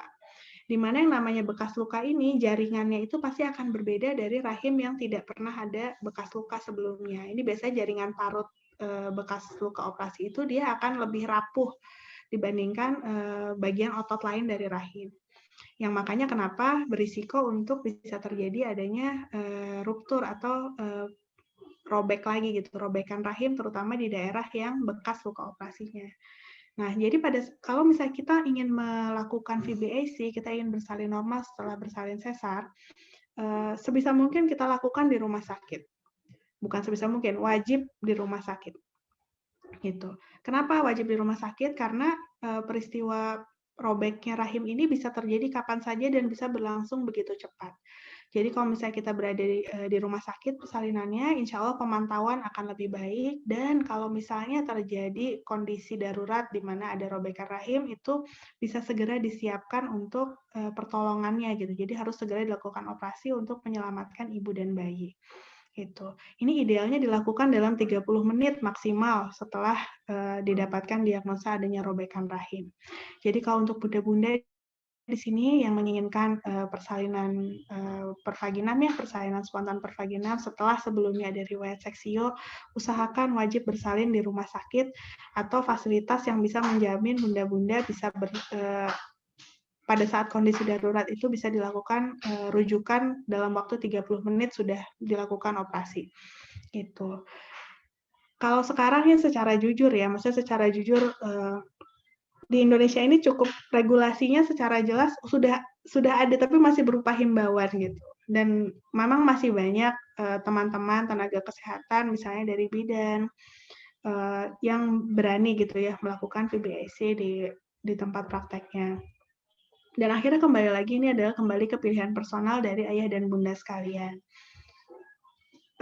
Kita pasti menginginkan tadi goal pertama kita pada saat menyusun birth plan atau rencana persalinan adalah bayi, ibu dan bayi yang selamat gitu. Dan kita sebisa mungkin menyusun rencana persalinan tentu dengan faktor keselamatan ini adalah sebagai poin utamanya gitu.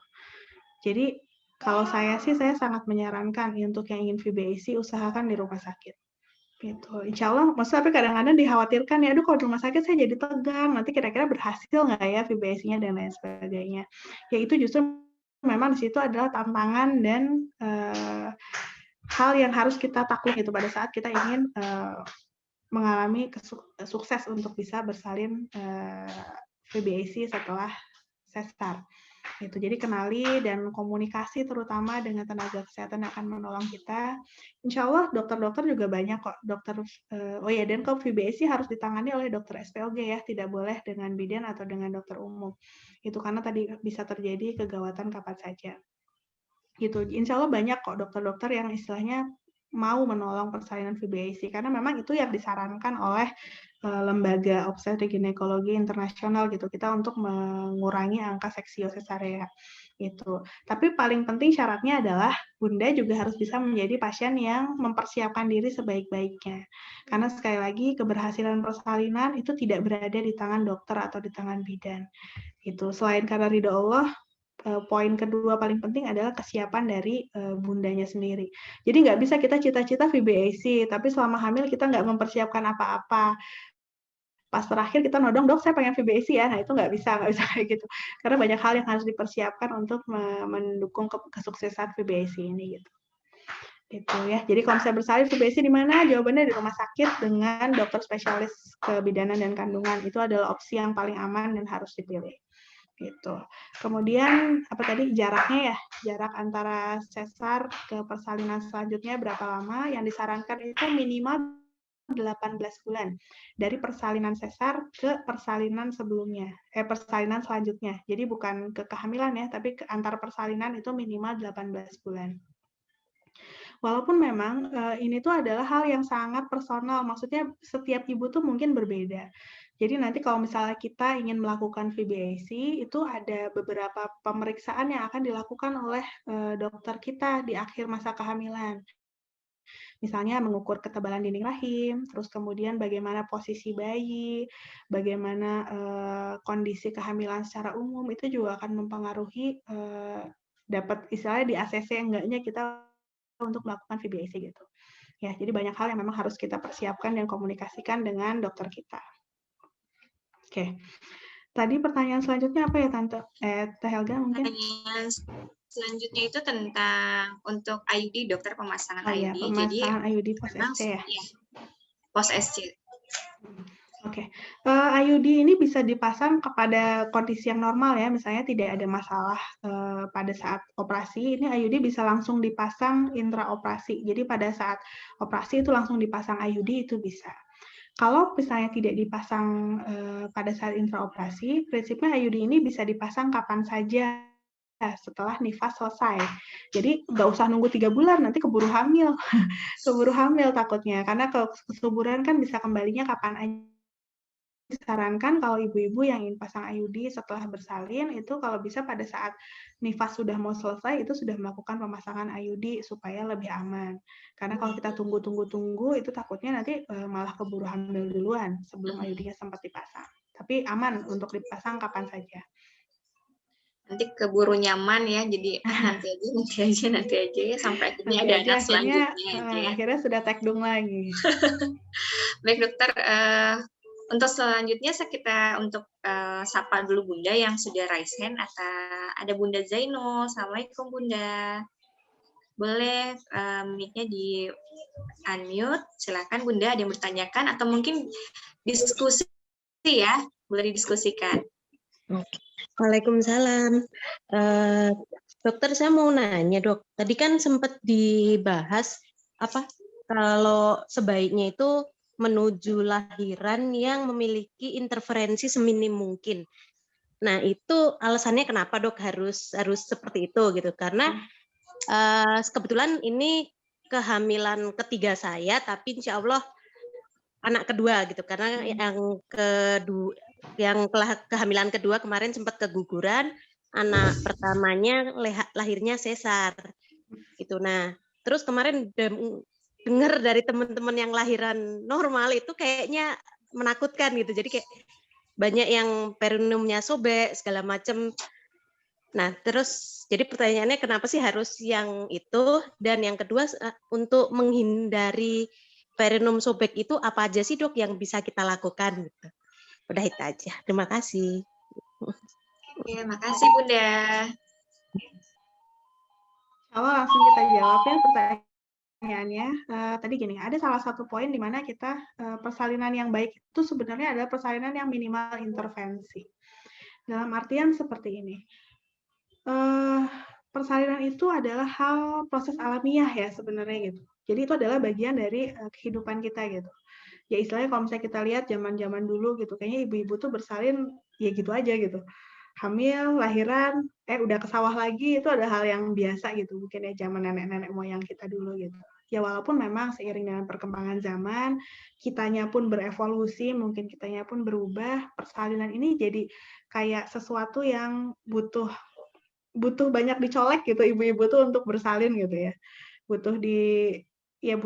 Kalau dulu orang bersalin sendiri itu biasa, kalau sekarang kayak orang bersalin tuh memang wajib gitu ya ditemani oleh dokter atau tenaga kesehatan, karena memang manusianya udah beda. Kalau ibu-ibu kita, nenek moyang kita zaman dulu mungkin aktivitas fisiknya lebih banyak, tubuhnya lebih kuat, jadi badannya itu memang alamiah dan lebih siap gitu untuk melakukan persalinan. Kalau kita kan sekarang semua aktivitas fisiknya cuma di sini ya, di sini atau di sini. Masak aja sekarang pakai tangan doang ini kita kan, beda sama ibu-ibu kita dulu gitu. Makanya memang ditemukan makin ke sini ibu-ibu bersalin itu memang kayak lebih banyak butuh intervensi dibandingkan nenek-nenek moyang kita dulu. Waktu persalinan pun ternyata ditemukan lebih panjang dibandingkan generasi-generasi sebelumnya. Itu yang udah diteliti dibandingkan zaman dulu sama zaman sekarang. Kita tuh 2 jam lebih lama membutuhkan waktu untuk bersalin dibandingkan nenek-nenek kita dulu. Itu ya, karena kitanya memang sudah berubah gitu. Gitu. Tapi sekali lagi prinsipnya adalah persalinan yang baik adalah persalinan yang paling sedikit intervensi. Karena tadi kita tetap berpegang persalinan itu ada hal yang alamiah. Jadi cita-cita semua dokter kandungan atau cita-cita semua bidan nungguin persalinan tuh gini doang nih. Ayo Bu, semangat Bu. Iya Bu, ayo ngeden Bu. Iya semangat. Lahir Bu, alhamdulillah. Bagus Bu, nggak ada robekan, nggak usah dijahit. Jadi tangannya diem. Nggak ada harus nginfus, nggak ada harus dorong, nggak ada harus gunting, nggak ada harus jahit. Itu cita-cita semua dokter dan bidan. Nggak ada dokter dan bidan yang pengen melakukan semua aktivitas-aktivitas itu sebenarnya. Karena itu hal yang alamiahnya tuh harusnya seperti itu. Tugas kami tuh cuma ngejagain gitu. Tugas kami cuma ngejagain. Kalau ada hal-hal darurat, kita akan bantu. Tapi kalau sebisa mungkin tidak ada hal darurat, kita nggak usah ngapa-ngapain karena memang itu alamiahnya dan baiknya seperti itu. Jadi itu yang minimal intervensi yang menjadi tujuannya gitu ya, menjadi tujuannya. Kenapa harus minimal intervensi? Karena semakin sedikit intervensi, harusnya ibu itu akan semakin merasa nyaman, persalinan pun akan semakin lancar dan juga minim trauma gitu, minim trauma. Nah, tapi ada kondisi-kondisi di mana memang intervensi itu harus dilakukan. Misalnya tadi seperti yang Bunda Zainul bilang ada robekan perineum, ya itu harus dijahit, nggak bisa dibiarin karena malah bakal jadi masalah lain gitu nantinya. Nah, disitulah saatnya dokter atau bidan harus turun tangan. Gitu. Jadi memang dokter atau bidan ini kita tuh kayak apa ya? Saya selalu menganalogikan kami itu seperti penjaga pantai. Kalau pernah nonton film Baywatch gitu ya, penjaga pantai. Kalau penjaga pantai itu kan duduknya di pinggir pantai. Dia ngeliatin orang yang berenang gitu. Kalau orangnya jago berenang, ya dia nggak akan bantuin megangin orang itu berenang. Ya kan? Dia tunggu aja. Tapi kalau ada orang teriak-teriak, tenggelam nih, maka kita harus nyebur untuk bantuin orang itu supaya tidak tenggelam. Jadi tugasnya dokter atau bidan pada saat persalinan itu sebenarnya seperti itu. Kita menjaga pada saat ada masalah, kita turun tangan dan membantu. Sesuai dengan ilmu dan keterampilan yang kita punya. Tapi kalau tidak ada masalah apa-apa, kita biarkan itu berlangsung dengan sealamiah mungkin. Itu. Nah, masalahnya adalah sekarang gimana caranya supaya semua ibu-ibu ini jago berenang, kan gitu ya. Masalahnya adalah di situ. Gitu. Jadi sebenarnya PR besar pada saat kita mempersiapkan persalinan atau kami sebagai dokter, sebagai bidan mendampingi ibu bersalin itu adalah mempersiapkan ibu supaya jagoan pada saat bersalin. Gitu. Termasuk tadi yang ditanyakan oleh Bunda Zainul, gimana ya biar perineum nggak robek? Nah, itu kan sebenarnya ada cara yang bisa kita ikhtiarkan gitu. Tipsnya satu, pertama jaga nutrisi yang baik. Jadi sebenarnya perineum robek atau enggak, kunci pertama itu adalah elastisitas dari perineum itu sendiri. Dan elastisitas perineum itu ditentukan oleh banyak hal. Faktor pertama sebenarnya adalah genetik, jadi turunan. Memang ada orang-orang yang punya elastisitas kulit, elastisitas otot yang tinggi dan baik. Itu. Ada juga yang memang ya turunannya kaku, ada gitu. Nah, tapi ini bisa diperbaiki dengan misalnya jaga nutrisi, makanan yang baik, protein tinggi, karena kan otot, kulit itu semua kan dibentuk sama protein ya. Jadi kalau nutrisi kita baik, insya Allah pembangun dari otot perineum itu juga akan baik dan dia akan lebih kuat, lebih lentur. Itu juga baik. Kalau misalnya nutrisi kita jelek, otomatis sel-sel tubuh kita juga akan lebih rapuh. Jadi pasti otomatis akan lebih gampang mengalami trauma. Gitu. Jadi jaga nutrisi, terus kemudian kuasai teknik pada saat kita akan ngeder, teknik napas. Jadi kok secara alamiahnya memang kekuatan pengen meneran itu kalau pada saat kita bersalin spontan itu pengen banget ngeder gitu. Tapi kalau kita bisa ngatur nafas dengan baik, kita akan upayakan kepala bayi itu keluar secara perlahan dari perineum, itu akan mencegah terjadinya robekan di perineum. Gitu. Jadi ngatur napas. Jadi pada saat kepala bayi udah sampai di bawah, udah kelihatan banget, biasanya dokter atau bidan tuh nggak akan nyuruh ngeden lagi, bahkan sudah tiup aja buat tiup. Niup-niup gitu doang atau pelan atau niup pelan seperti niup lilin. Nah, itu kepala bayi itu biasanya dia akan keluarnya pelan-pelan banget, mulus, dan insya Allah minimal sekali traumanya. Gitu. Tapi walaupun sebagian besar skenarionya biasanya pada saat sampai di sana ibunya ngedennya full. Keluar brok langsung ya udah itu pasti robek gitu. Nah, jadi kalau misalnya kita udah latihan dulu, latihan napas, misalnya yoga dan lain sebagainya, itu biasanya akan sangat bantu untuk membantu mencegah terjadi robekan. Gitu. Sisanya yang keempat, sebenarnya cuma dikit sih yang dilakukan oleh tenaga kesehatan pada saat mendampingi. Kita bisa bantu untuk guarding perineum. Jadi kita pegangin gitu kepala bayi itu supaya keluarnya nggak buru-buru. Gitu. Itu juga yang akan bisa membantu untuk. Dokter, mohon maaf, audionya agak kecil ya.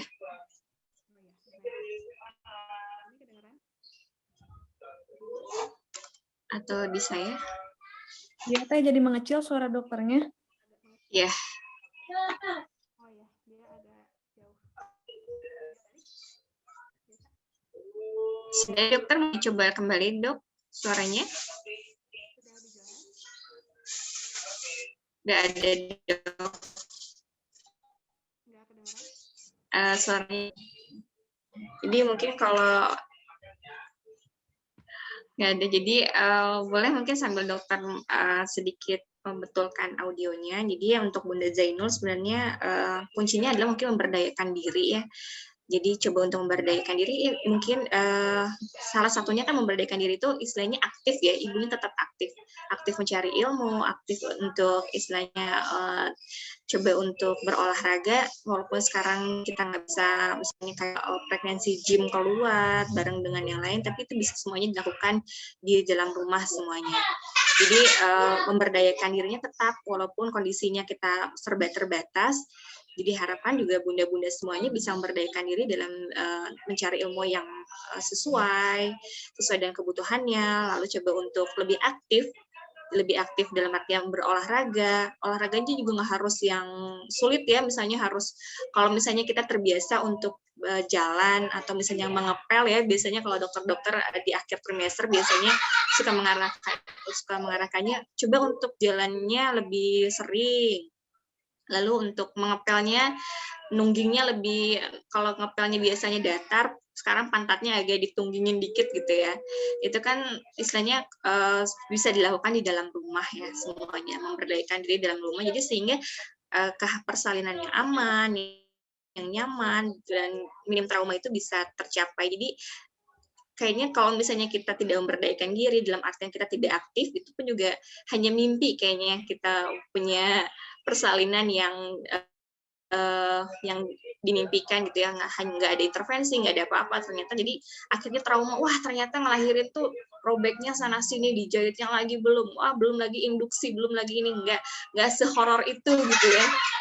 Siti Maryam pun juga ketika melahirkan Nabi Isa alaihissalam, di surat Maryam pun juga kan menggoyangkan pangkal kurma, berarti kan tetap aktif pada saat gelombang cinta itu ada. Pada saat gelombang cinta ada datang aja masih aktif gitu. Terbayangkan sebelumnya pun juga berarti kita harus tetap aktif gitu ya. Coba untuk tapi sesuai dengan kemampuan ibu ya. Jadi jangan sampai wah saya harus sekian gitu ya. Disesuaikan lagi dengan kondisi ibu yang di rumah. Ibu yang paling tahu dengan kondisinya sendiri. Dokter Afi, ini waktunya memang sudah tidak cukup ini dok untuk menjawab semua pertanyaan.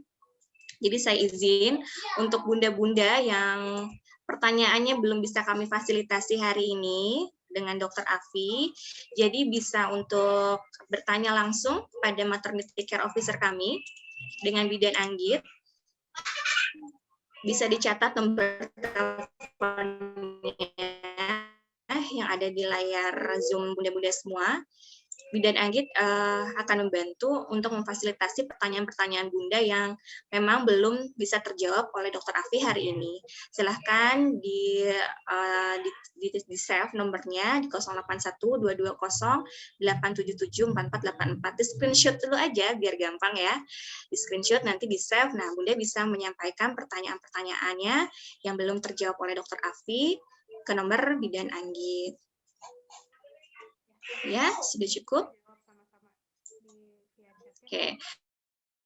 Dokter Afi, sebelum kita menutup kegiatan Pregnancy Circle hari ini, ada yang ingin disampaikan, Dok, untuk bunda-bunda di rumah?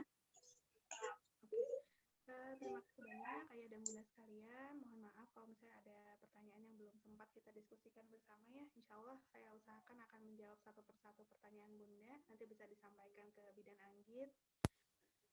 Pesannya pertama adalah tadi tetap cool, calm, confident menghadapi persalinan. Lalu kemudian di era pandemi seperti sekarang, jangan lupa 6M ya. Kita jaga diri kita sebaik-baiknya. Untuk para ayah, titip jaga keluarga, jaga ibu hamil yang ada di sekeliling kita. Karena memang kondisi kita saat ini bukan kondisi yang ideal dan kita harus sama-sama saling jaga supaya bisa tetap aman dan senyaman mungkin untuk semua. Walaupun memang banyak hal yang memang harus kita kompromikan, banyak hal yang harus kita ikhlaskan untuk tidak bisa terjadi gitu ya. Tapi kita semua tetap berkomitmen untuk memberikan yang terbaik. Kami dari Klinik Jasmine misalnya, atau saya sebagai dokter, atau rekan-rekan bidan di seluruh Indonesia, insya Allah tetap berusaha untuk memberikan pelayanan semaksimal mungkin dan paling aman dan nyaman untuk semua bunda-bunda sekalian. Itu jaga kesehatan, banyak berdoa, ikhtiar, dan tawakal maksimal. Insya Allah, Allah akan memberikan jalan pertolongan terbaik untuk bunda-bunda semua, untuk bisa menyambut buah hati dalam kondisi yang paling aman, paling nyaman, dan juga bahagia. Amin, amin, amin. Alhamdulillah, insya Allah, amin. Pertolongan Allah itu dekat ya. Mudah-mudahan kita termasuk golongan yang ditolong oleh Allah. Alhamdulillah. Dokter, saya juga punya hampers ini untuk ibunda-bunda semua. Jadi ntar dibantu oleh operator kami. Kita akan mengacak dari yang sudah datang hadir hari ini.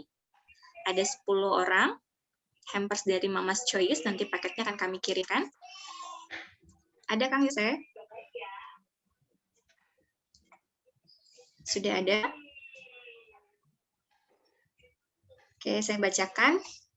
Untuk 10 pemenang, untuk 10 pemenang yang sudah kami pilih, ada Ibu Liza Marsiani, ada Bunda Sofwa, Bunda Nisa, Bunda Wilda, Bunda Salsabila, Bunda Ginan, ada Bunda Winda, Bunda Hana, Bunda Novi, dan Siti Nurhasana. Untuk ke-10-nya, ya yang tadi saya sebutkan ini akan dihubungi oleh maternity care officer kami, oleh Bidan Anggit, dan untuk 10 orang penanya yang walaupun belum semuanya bisa kami tadi coba untuk jawab, ada Bunda Santi, Aisyah, Siti, Bunda Lestari, Zainul, Bunda Mona, Septaningrum, Bunda Lestari, Syarifah, dan Nita Lestari. Ini 10 penanya tadi, 20 orang Bunda ini berhak untuk mendapatkan hampers dari Mama's Choice. Nanti bisa menghubungi maternity care officer kami untuk mengirimkan alamat lengkapnya. Jadi akan kami kirimkan ya.